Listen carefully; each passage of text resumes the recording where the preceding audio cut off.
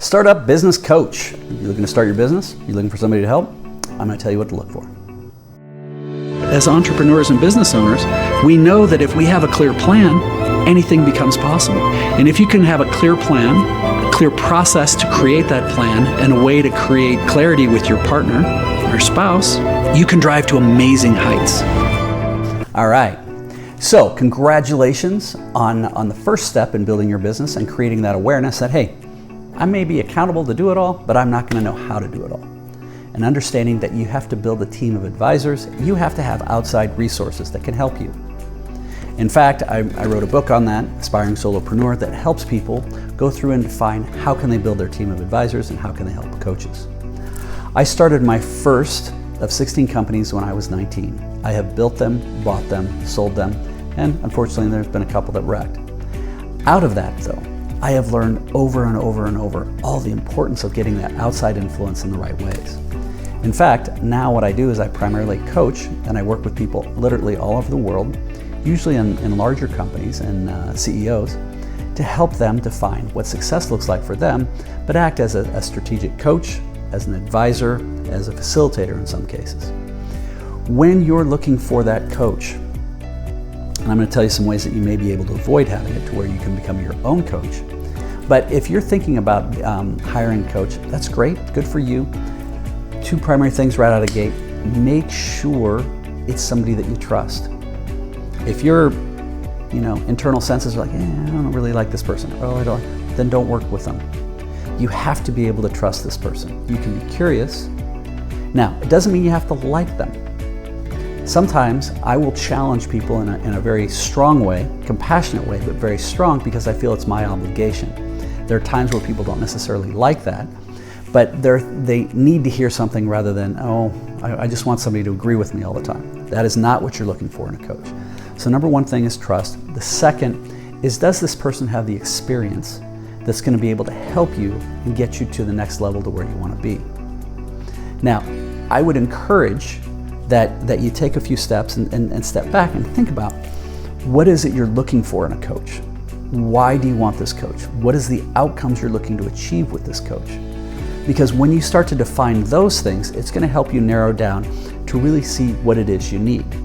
So if you're saying, well, I really don't understand anything around the right kind of structure in business, and I don't know what I need to know about insurance and taxes and all that. Okay, fair enough. You don't have to. You have to be accountable to make sure that it gets done, but it doesn't mean that you actually have to do it all.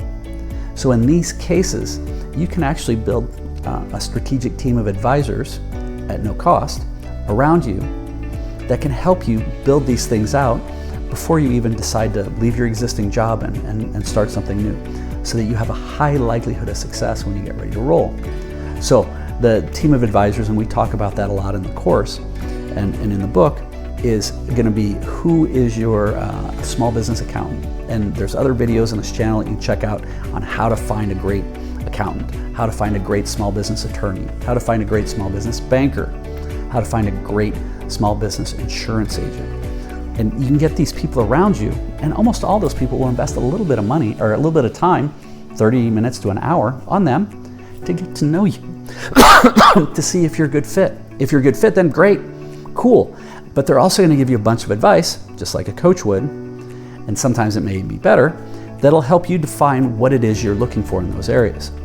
So you can build a team of advisors for the actual mechanics of building the business, and in other cases, people will actually build a team of advisors of maybe industry experts.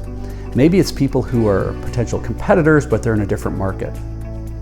Maybe it's potential end users or potential target clients, and you can get some feedback from them. So you actually end up having your user experience advisors as well as your mechanics advisors.